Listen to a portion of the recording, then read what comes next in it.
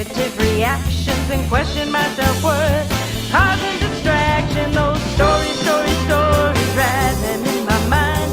Sometimes all these stories can get me in a bind, holding on to stories of guilt, doubt, and blame. All those rattling stories are such a silly game.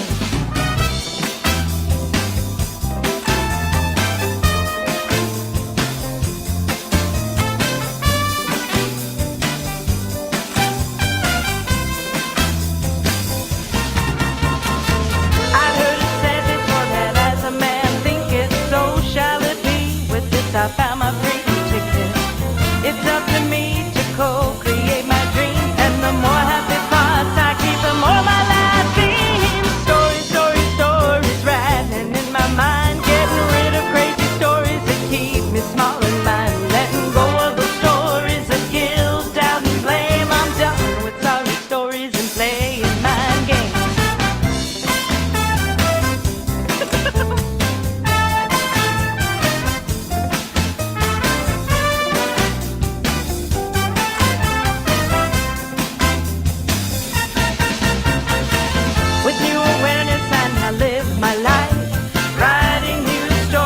More joy and less strife. I know my worth and I go for the best. I affirm health and wealth and let go of the rest of those stories rattling in my mind, getting rid of crazy stories that keep me small in mind, letting go of those stories of guilt, doubt, and blame. I'm done with sorry stories and playing mind games. Stories rattling in my mind, getting rid of crazy stories that keep me small in mind, letting go of those stories of guilt, doubt, and blame. I'm done with sorry stories and playing mind games. Letting go of those stories of guilt, doubt, and blame. I'm done with sorry stories and playing mind games. Letting go of those stories of guilt, doubt, and blame. I'm done with sorry stories and playing mind games.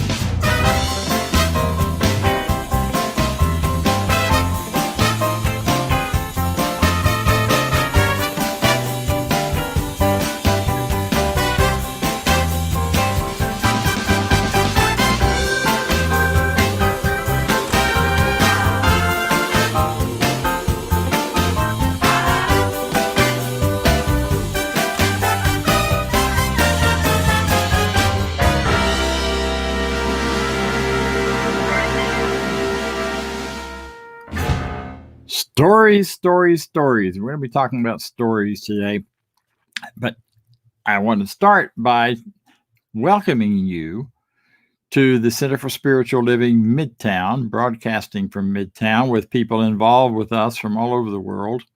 We're really excited that you're here, exciting to find out that you chose to spend some of your time here with us, whether it's sitting on your couch and watching right now or watching us later on YouTube or listening to us in the car. Don't do the meditation part in the car, but anything else. And that's wonderful. We're glad you're here. We're here to remind you and to remind all of us that such is the nature of life, that all it asks and all it wants is the opportunity to appear. You are that opportunity. So am I, and so it is. We have opened our services with that statement now for many years, but long before I was doing this back in the day, and it has always rung so deep and so true. Life only wants one thing, and that is to live. God only wants one thing, and that is to express itself in us, as us, and through us. Because we know that's true, then we know who you are. We know you are a vehicle, an opportunity for spirit, God, life, whatever word you use, to express itself through the things you love, through the things you enjoy, through those areas and avenues of identity and identification as you describe yourself and to the rest of us as to who you are and how you live and what you're about. Whatever your gender, whatever your race, whatever your ethnicity, we honor and support you because you are an expression of the infinite. And so is everyone else. And so it is that we can honor and support the beauty and power of each one as we go forward. So welcome. We believe in a new thought teaching. We believe in a philosophy of that, of oneness, of the unity of all life, and we believe in you. So join me now and read together, if you'd like, the Declaration of Principles. These are a few of the basic principles that we operate upon and that direct all of our work and our thinking and our teaching. I believe in one God, one absolute power and first cause to all things. I believe that this power is perfect love and creates out of a desire to express love. I believe all thought is creative, and how I choose to think creates my personal experience. I believe in the unity of all life and the immortality of the individual soul forever unfolding. I believe in the eternal goodness and the eternal loving kindness and the eternal givingness of God to all. And so it is. We have within our organization people who are well educated, well trained, and have been using these ideas and these principles to bring about greater life expression and a greater life experience for themselves and for others. So as they have done that, our international organization has also chosen to license them. We call them spiritual mind treatment practitioners or religious science practitioners or science of mind practitioners. They go through by a lot of different names, but they are practitioners because they practice the principles of this teaching on behalf of themselves and others, and they are available to you to reach out and to receive support and assistance in achieving the dreams and goals of your life. Today, we have one of our wonderful practitioners who will be here with us now, sharing some good ideas and leading us in a spiritual mind treatment or affirmative prayer. So I am happy to present to you Lee Huffman. Go ahead. Thank you, Bob. I just realized that I was on mute there. Caught it as you turned it over to me. So thank you, Bob, and thank you. Welcome to everyone here. We are definitely pleased to have you here as part of CSL Midtown on the virtual web. And it has been, wow, I'm not even sure how long it's been that I've been with CSL. And I just love this teaching because every corner I turn, I learn more and more that this teaching is everywhere. All the books, I have a partner, a business partner in the UK, and he was talking about his belief system. And I was actually pretty young in science of mind and religious science. And I just opened my eyes like, this guy knows this stuff. He had never heard of Ernest Holmes. He had never heard of science of mind. He said all of his teaching, all of his understanding, all of his faith came from nature and from other readings that he had done. And none of them were all that spiritual, except he was a spiritual man. So a great friend in the UK. And I hope to get together back with him and others soon, now that we can travel a little bit more.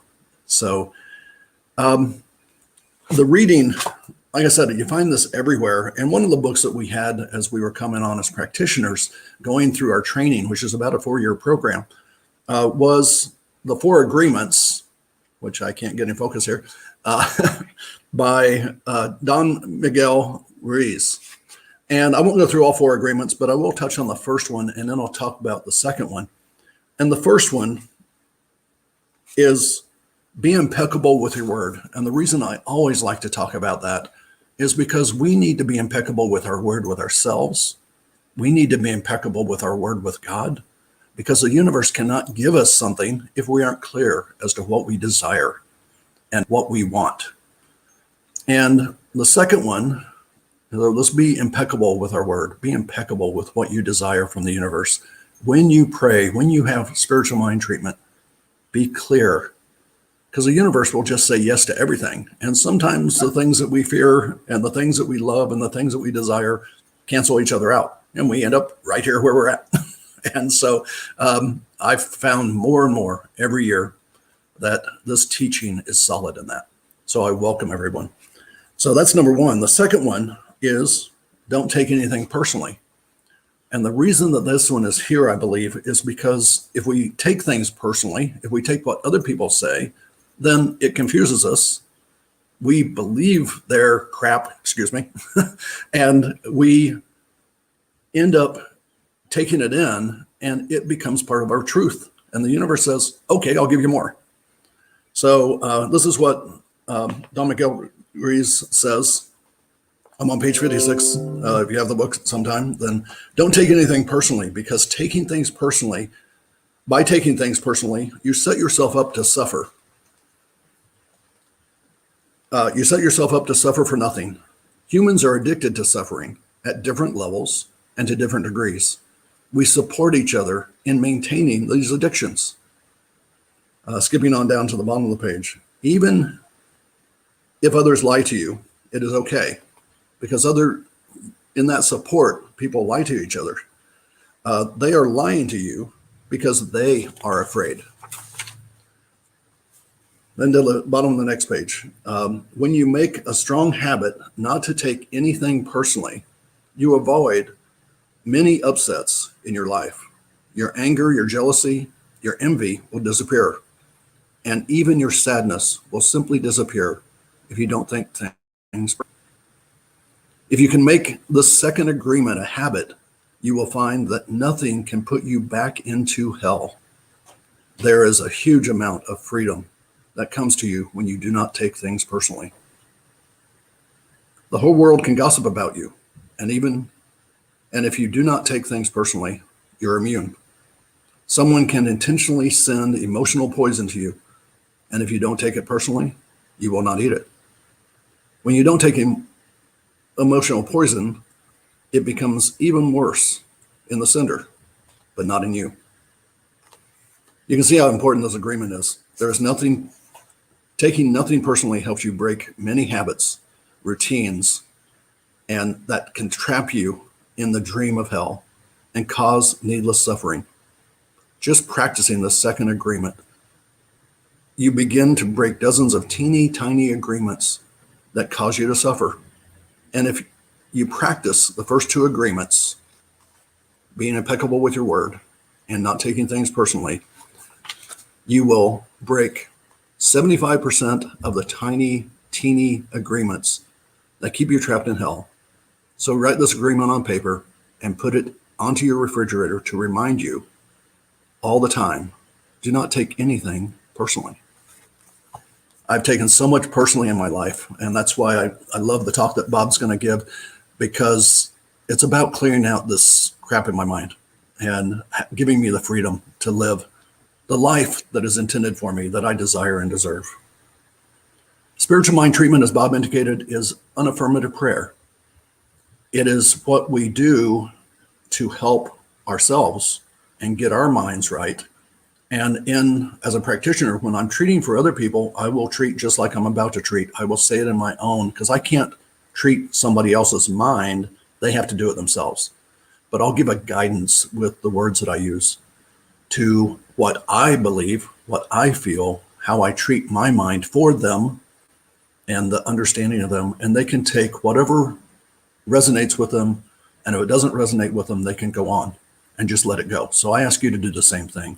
Take from this treatment whatever resonates with you. And if it doesn't resonate with you, let it go. Let it slide by. Don't take it personally.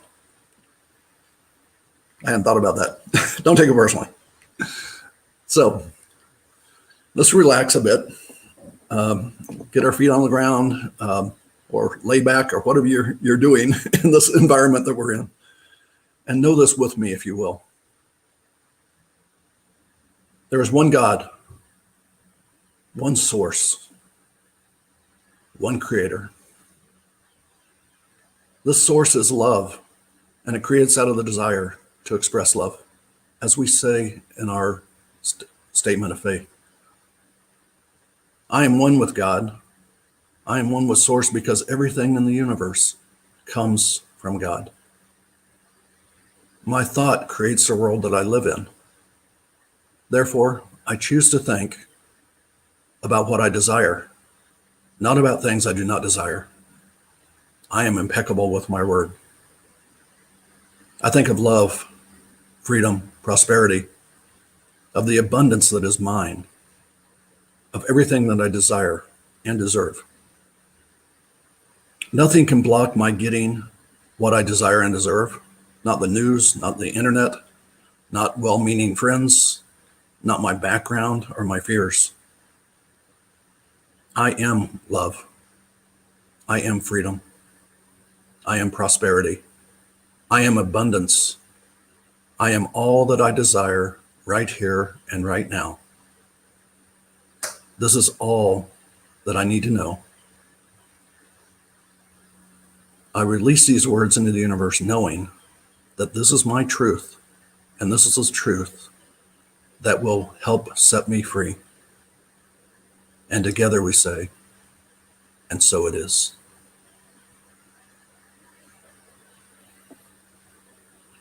The next song is Let Your Life Lead You Where You Want to Go. And it's amazing.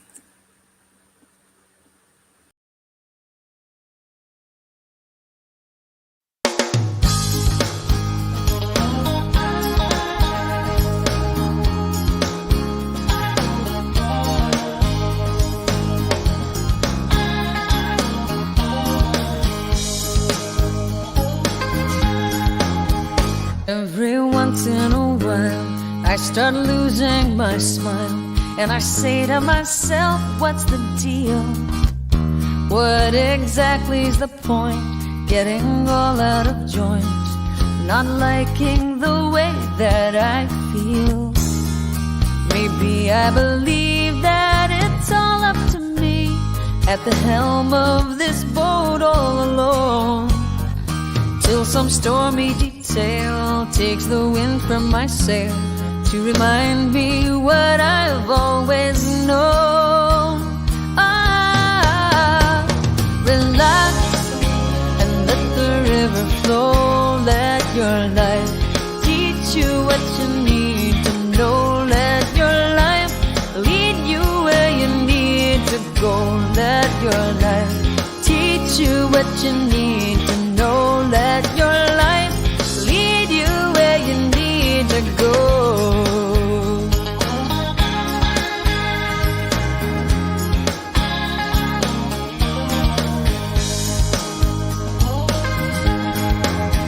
If you're swimming upstream, chasing a dream, make sure that it comes from the heart. If you're fighting the tide for glory and fame, you might just be working too hard. Are you winning the race? Are you swimming in place and still falling further behind? There's a current below that knows where to go, might carry you to peace of mind. Relax and let the river flow. Let your life teach you what you need to know. Let your life lead you where you need to go. Let your life teach you what you need to know. Let your life lead you where you need to go. Relax and let the river flow. Let your life teach you what you need to know. Let your life lead you where you need to go. Let your life teach you what you need to know. Let your life lead you where you need to go.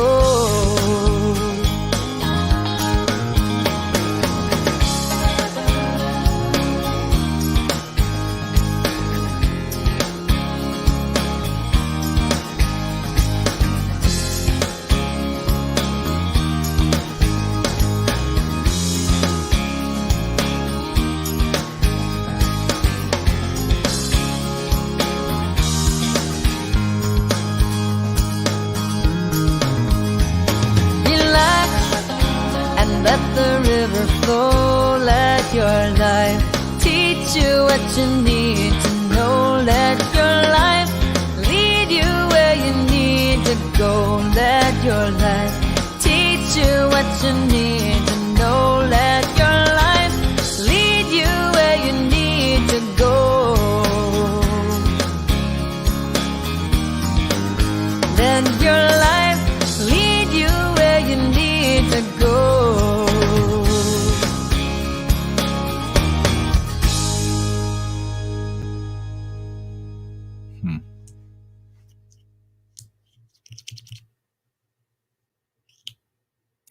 There's a great story. It was circulating on the internet a few years ago that went something like this. Apparently, a young man in his late 30s stepped upon a train or got on a train in New York, one of the subways. He had his two kids with him, and they were youngish, 5, 7, something like that, and sat down and sort of sat and just started staring into the distance and seemed to be totally oblivious to what his kids were doing. They got pretty rambunctious and wild and were chasing each other up and down the area. It must have been a Sunday morning to have room on a New York subway to chase each other, but they did. And they ran about and they carried on and they made lots of noise and they annoyed the other passengers. And the other passengers were giving the dirty looks to the guy, just like people do, trying to get those social signals going. And he just was not noticing, without paying attention. He looked a little disheveled and he didn't look like he'd had a bath in a few days. And so the person sitting next to him on the train began to worry a little bit and leaned over and said, you really need to do something about your children. They are causing a great disturbance on this train. And the man sort of shook his head and seemed to wake up out of a daze. And he looked to see where the kids were, and they were kind of down in the middle of the train, headed back his way and making lots of noise. And he leaned over and whispered to the man, "Their mother just died in the hospital, and I'm trying to figure out how in the world I'm going to tell them."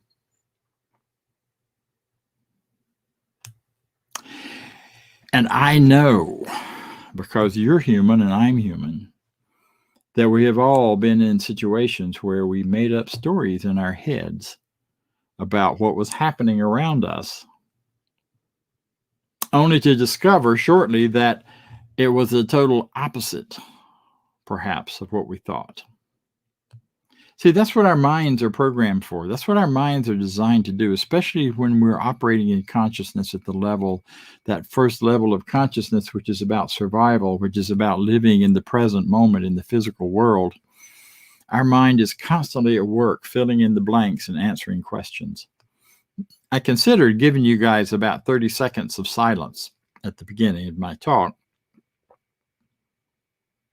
just to see what stories you will be making up in your heads about what's wrong. Why isn't he talking? Doesn't he know that you don't dare have downtime on broadcasts? It must mean something's wrong if there is one, etc., etc. We all make up stories. And they're based on our past, and they're based on usually fear or concern of some sort of a problem or negative idea. When I was a young minister in this teaching and had just started out, and you may remember, some of you that are old enough, that we used to meet in this strange thing where we got into a big auditorium together and sat next to one another and could see each other and smell and touch and feel and know each other's presence. Well, in that setting, the speaker, as the speaker, I got immediate feedback. I could see the faces of all the people in the audience because I was up front.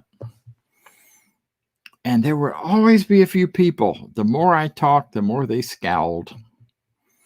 And one man in particular just used to bug the daylights out of me because I kept trying not to look at him, look anywhere but at him.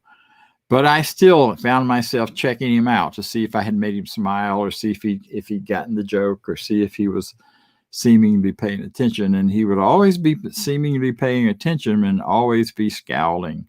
And the more I talked, the more he scowled.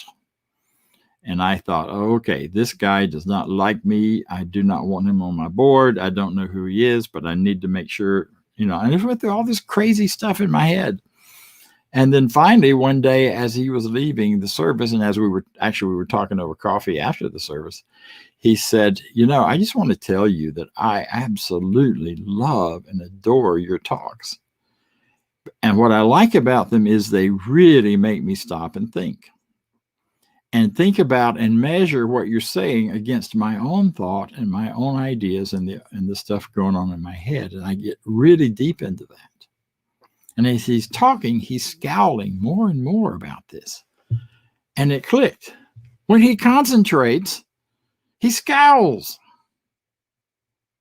And I realized that maybe all of those people in the congregation who were scowling at me were not scowling at me at all, but their faces were showing their concentration and the depth of which they were working on the thoughts and ideas that they were hearing. Totally changed my perspective. Then it became just as important to get a scowl as it did to get a laugh, when I was still worried a whole lot about the congregation and how they responded. Of course, in this situation, I can't see you. You might be scowling. You might be laughing. You might be getting your coffee. I don't know. I'm still speaking on what matters to me, though. And it's fascinating how our stories that we tell ourselves about situations, about what we hear on the news, about what we see in events, all of that stuff is made up. And we make it up out of our past, out of our expectations, out of some idea of what we want things to be, what we need things to be, or what we're afraid they might be. And so our stories come out of this fear, come out of this attempt to find a safe space in a crazy world. Often, much of us may think of the world as that. I do sometimes. For a while, I had my alarm clock set so it would wake me up to the weather report, and then it would be followed by the news headlines. Well, that's crazy making. You wake up hearing the news headlines, and that's all you hear is the headline, and you can imagine all sorts of things. If you believe the headlines, the whole of Europe is now underwater and sinking. Well, that ain't true. Yeah, it's got flooding. That's different than underwater and sinking. So our point today and our work today and our talk today is really about freeing our minds, and the rest will follow. Freeing our minds from those challenging, disturbing stories we tell ourselves about our limitations, about other people's limitations, about what's wrong in the world, about how terrible it is. I came from a tradition of as a therapist. That was my work, and one of the axioms of that was, if you get a good diagnosis, then you'll have a good treatment, or good process, or good progress. Because if you really understand the problem, then you'll find the very best solution. You'll know what theories to apply. You'll know how to speak to the person. You know what the language needs to be. You know how to appeal to the various parts of them that needs to shift and change, or that they want to see shift and change. And I discovered over time that I didn't always know what the best diagnosis was, but I always knew what the best solutions were for them, because they were telling me what they were, directly and indirectly. See, we live in a world of distrust. We have established that if we can just figure out what's really going on instead of what seems to be going on, we'll have a better handle, a better heads up, and a better foot up on creating a better life for ourselves, a safer life, a freer life, a more prosperous life.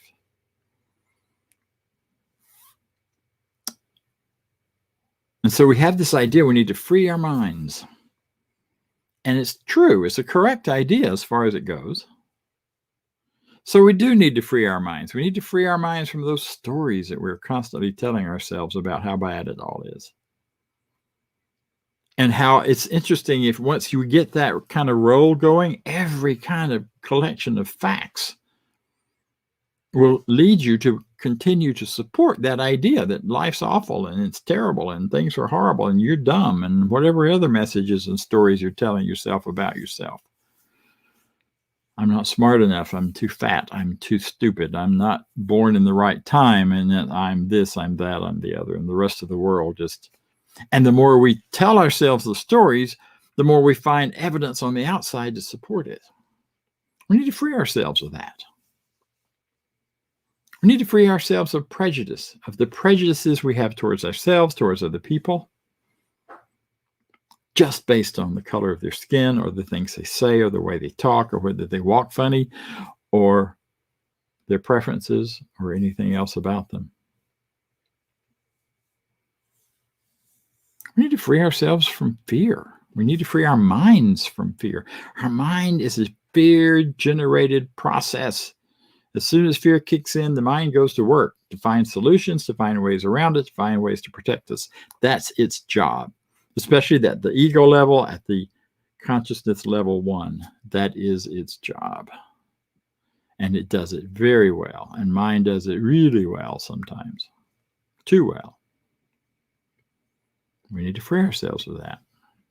I need to free myself of my preferred algorithm.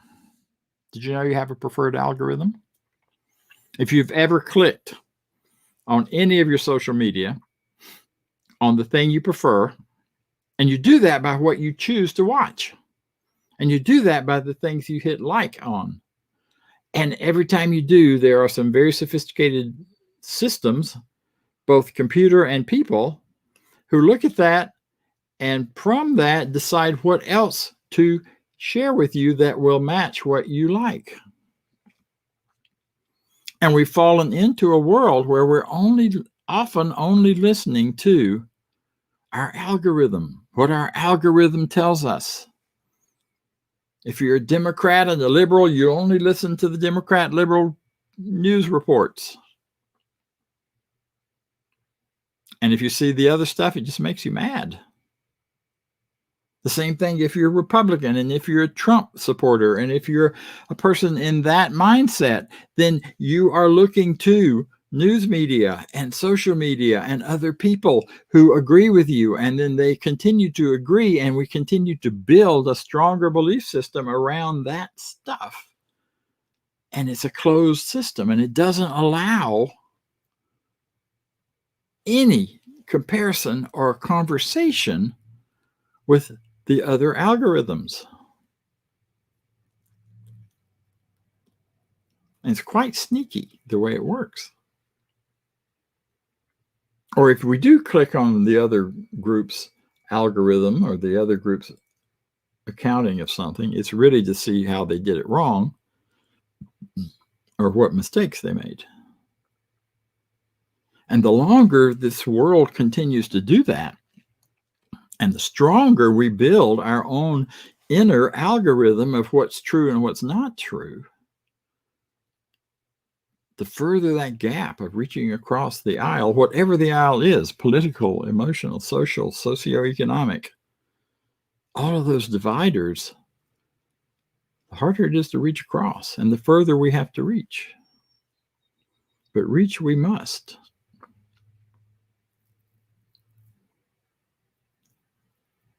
Because, see, freeing your mind is not just about freeing it from something. Freedom actually is only a nonsensical word until you use it somehow. Freedom doesn't mean much until you do something with it. I can have all the freedom in the world, but if I don't exercise it and act on it, it's just sitting there being latent, non-developed. So you free your mind to do something. What do you free it to? I free it to creativity. I free it to look at any situation. Holmes said, look at any discordant situation until you know better. Keep looking at it. Keep looking through it until a better idea shows up. Free your mind to possibility. Yes, but. This is what I'm told. Yes, but. This is the story I'm telling myself. Yes, but. Something in me knows better. Yes, but. Something in me knows better. Free our minds to reach to that greater possibility, to that greater probability, to that greater love, to that greater creativity, to that greater passion and compassion. To that greater story of possibility of what could be. How many of us get up in the morning and listen to the news and then tell ourselves stories of how life can be, of how life could be, how life should be for us? where prosperity flows freely, where everyone has enough, if that's your better story. And we all have the ability to do that. And we all have that as part of our minds, part of our consciousness. So when we talk about what the mind, this limited version of mind, we're talking about it as that one level, that level one of consciousness where everything is done to me and has to be done, has to be done around me, and it's physical, and it's what is my body telling me, it's all that kind of stuff. How do I protect myself in this world of right and wrong, good and bad? But we all have more to our minds than that. There's another part of our mind that is much bigger, much larger, much more compassionate, much more connected to bigger ideas. Einstein said that no problem is ever solved at the level of thought that created it. You got to get out of that level that created the problem, that sees the problem, by allowing your mind to lift to a higher, greater, broader, bigger, wider perspective. Now, we do that automatically without knowing anything about science of mind or this teaching or any of it. Think about it. You're struggling with a problem. What does your grandma say do? Oh, son, just sleep on it and you'll have a better idea in the morning. And you're like, yeah, just sleeping will even happen while I'm worrying about this. But if you can, and you can sleep on it, it's interesting how in the morning you have solutions. Take a break. We do that automatically. Let's just you're working on something and it's just not happening and it's not going well. You go take a walk. Get out in nature. Get out in the sunshine. Feel the air on your skin. And just let your mind go somewhere else altogether. Get out of the this or that, the right or wrong, this right, or am I doing it, am I not doing it, how's it working? And poof, 9 times out of 10, the solution begins to show up, and it shows up at a whole different way, an approach to thinking. My talks develop that way. I work on them, and then I forget about them. Spend a day or two just not even thinking about it at all. And then in the midst, suddenly I begin to have new ideas, new versions, and bigger pictures that start showing up. And I start noticing that and jotting it down. And then when I bring it all back together, it's pretty amazing how the bigger, better ideas came in that second aspect, that second level, where I've gotten past the by me and into the through me consciousness, where it comes through me with new ideas, new thought, new feelings, new expressions. So we do it automatically because that's what our minds, how they are built, how we have operated as a human race and grown over these eons that we've been a human race. So we already know how to clear our minds. So why not be intentional about that? Why not take charge of the reset? How about choosing things differently than the algorithms, than living in that either or fear-based way of thinking? What about choosing to think differently? That's what this teaching is all about.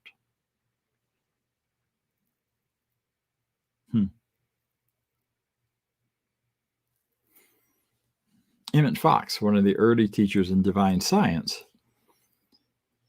said, don't think about the problem, think about God. Think about God, not the problem. Now that sounds escapist to some people, and it sounds like you're just avoiding the problem, but that's not the point.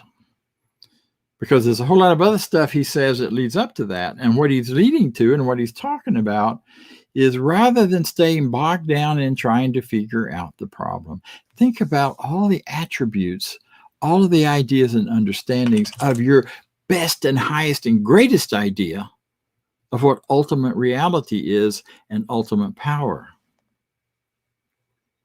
God is just a symbol. It's just a symbolic word for what we really believe to be in the highest and greatest and best good for all of us. And what we really, in our heart of hearts, that perhaps we don't even dare say to anyone else, believe is is what really is valuable and important. Emma Curtis Hopkins, the teacher of teachers, one of Ernest Holmes was one of her, or she was one of his last students. Anyway, I said it backwards. He was one of her last students. She taught the founders of many of the New Thought movement leaderships and groups and things that have emerged over the years since then. And she said, your good, what you really know and believe and think of as your good, is your God. What matters the most to you is your God. Does it matter the most to you to be divided and fighting? Or does it matter the most to you the harmony, and the joy, and the love that you feel in certain settings and situations? And without attaching those to the situation, it's the love itself that matters. I work with people sometimes, and one of the things that comes to me often is dealing with relationships. And someone will say, I've just not met the right person to fall in love. Or I fell in love and I've never fallen in love again. And what I always remind people is that love that you're talking about, it didn't exist out there somewhere and suddenly fell on you or into you because you fell in love. But it was already there in you, and you fell into the awareness of you as a loving being in a way that you freely could express it. And that other person simply gave you the possibility and the opportunity. The love is already there. If that's your God, if that love and that feeling of passion and compassion is what and who God is, then think about that. Instead of thinking about all the people that don't like you. Or in my case, thinking about the grumpy guy on the front row, or at least who I thought was grumpy. Little did I know he was loving me in deep and meaningful ways. Because I had the story going that shut out the better, bigger picture. So it's kind of like today's talk is about in pulling towards your vision, being pulled towards your vision of a greater life and a greater good for you and greater prosperity or greater work or whatever that is. We've got to let these stories go in order to have emerged within us the version of ourselves that allows us to embrace the good that we already have, that we already are, the God that we already are.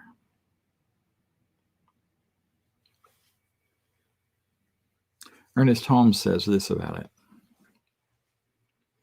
The highest realization that we can have is a recognition of the omnipresence, that means the everywhere, always presence of spirit, of life, of God, of your good,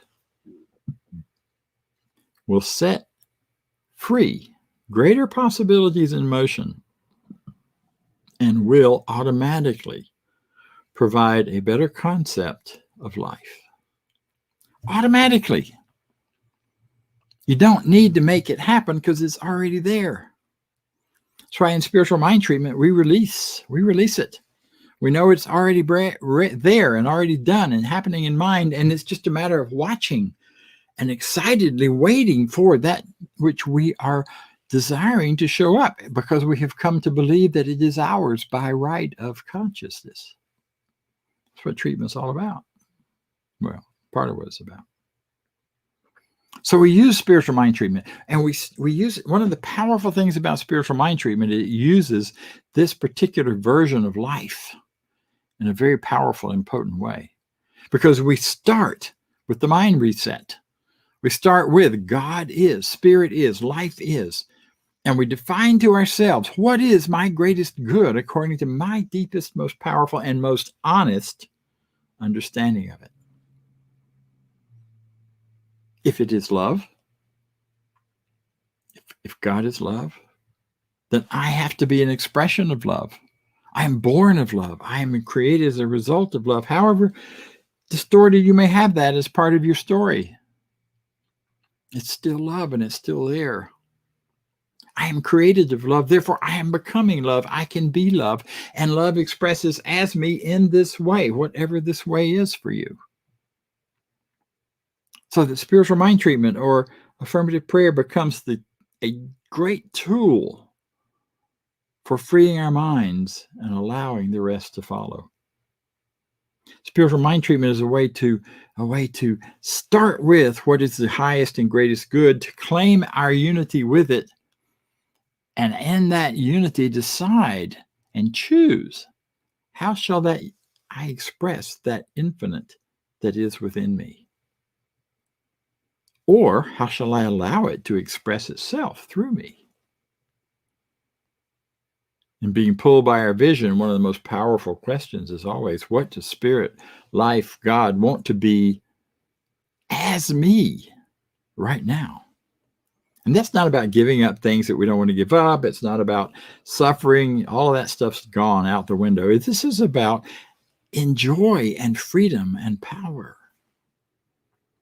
What is it that life wants to express most fully through me? What is it? What gets my attention? What goes, oh yeah, that's what I'd like to see happen. That's what I'd like to see to contribute to a world that works for everyone, not just for my particular thing. So we go bigger and broader and larger and louder about all of that.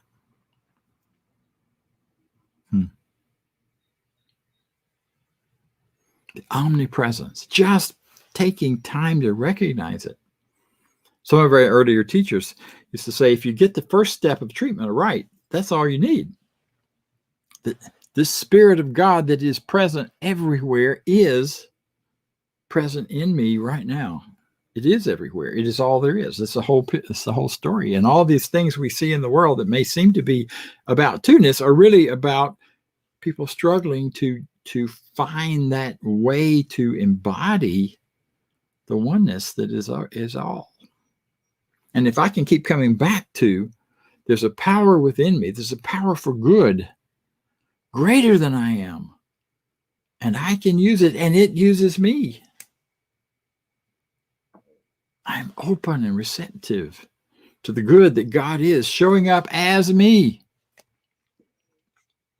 Or as my teacher used to say, I'm God's opportunity to have a great, fun-filled time.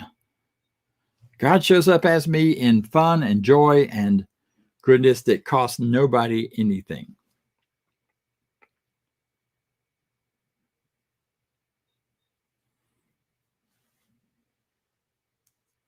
So I always return to, there's something in me that knows, and I demand to have that revealed to me right now. And once I make that demand, then I walk away from it, knowing that it will show up. The ancients already knew this. This is not news. It is new thought because we're putting it together in new ways with the way we talk about things, but it goes way back into the Bible, the Christian Bible, where the writing has gone through all of these descriptions about the flowers.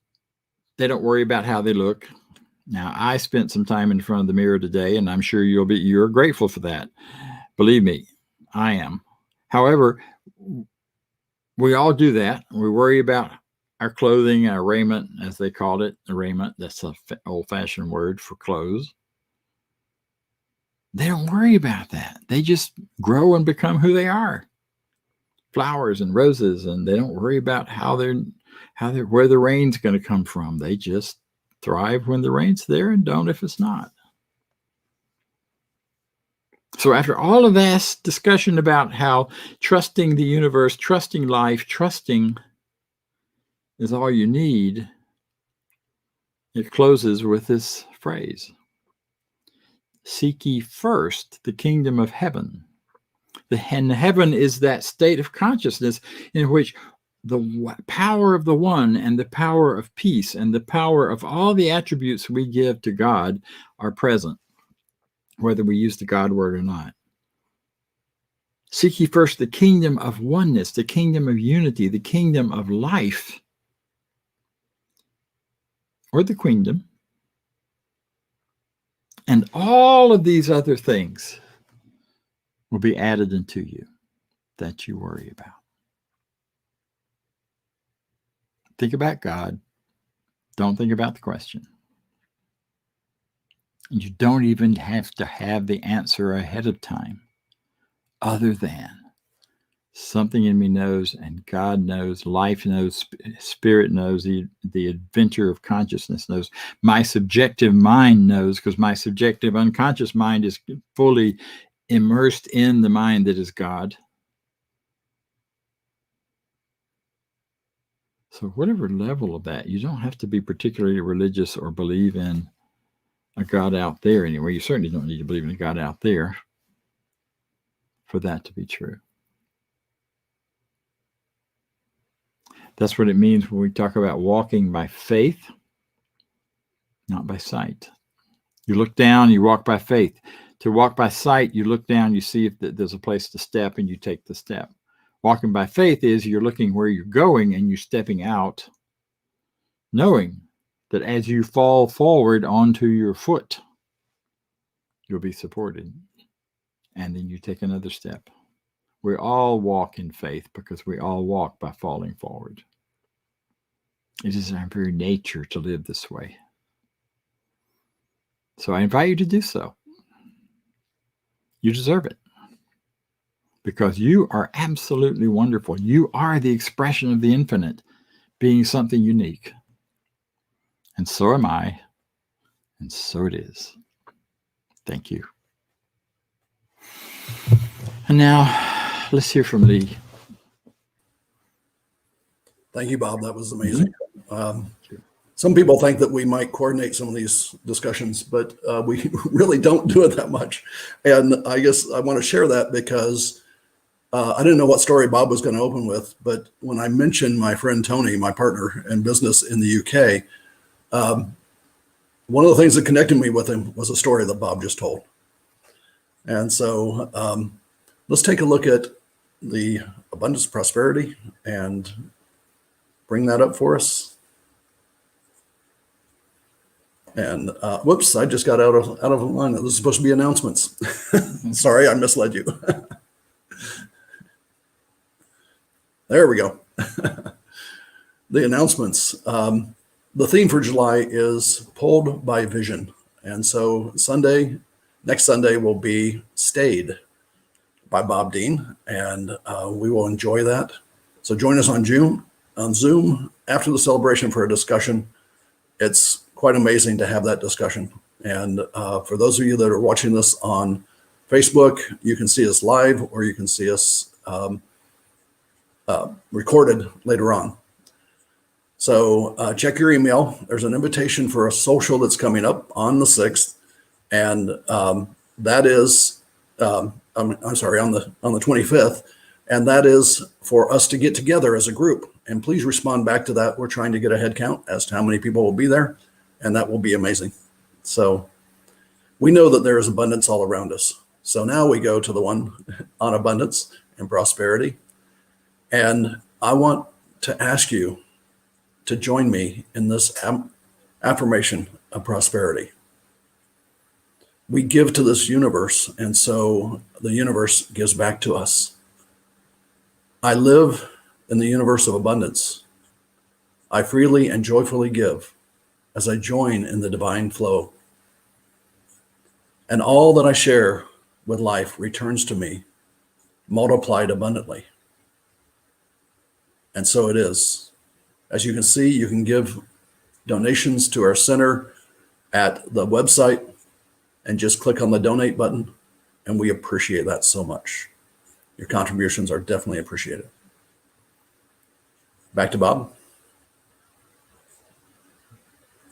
And so join me as we watch a little further information on our announcements. And it's time for everybody's favorite fun game, announcements, announcements, announcements. Hey, stay in touch with the Center for Spiritual Living Midtown through our newsletter. Get one email a week, letting you stay informed. And please subscribe when visiting YouTube to our YouTube channel. Those subscriptions go a long, long way. And while you're on your social media, why not give us a like and a share on Facebook? Let your friends know what we're doing. Invite them to come watch our services with you. And join us on our Zoom room throughout the week. We offer a variety of Zoom interaction opportunities each and every week here as part of the Center for Spiritual Living Midtown. 10 a.m. Sundays, our discussion group around the 365 Science of Mind book. Every Sunday, 12 noon Sundays, our community fellowship immediately following our Sunday services. And 12 noon on Tuesday, our online empowerment opportunity. The access information remains the same for all of our Zoom experiences. If you need access, please visit cslmidtown.org and you'll find access information on our website. Join us on any of our Zoom opportunities throughout the week. And while you're with us, be sure to connect with one of our professional practitioners.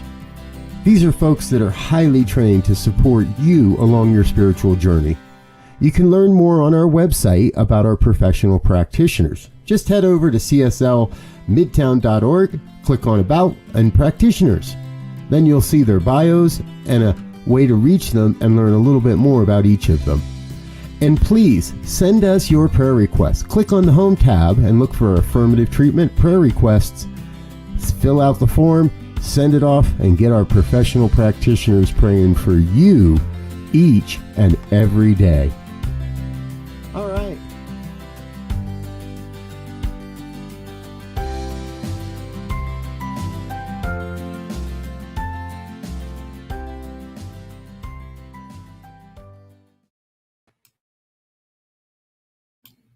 Thank you for joining us today. As Lee said, our next upcoming in-person event is our first event since COVID, which will be on the 25th, this next Sunday at 5 o'clock at the 26th Thai restaurant. There's full information. Evites have gone out, and there's information on our website and ways for you to register. It is necessary that you let us know you're coming so we can plan for you. And I encourage you to do that as soon as possible so we can get a good solid count of who that will be. Thank you for being here. I trust you found it meaningful and useful and helpful. It has certainly been fun for me to share these ideas because they take me back to remembering who I am and what I'm about. So join me, if you will, in our affirmation of life as we say together. I leave this place knowing something better than I knew before. I go forth into the world with a heart full of love and a mind full of good sense. I look at the world in a greater way, knowing that I have within me everything I need to create the life I desire. I give thanks for this understanding, and I am grateful for the spirit of life that lives through me. And so it is.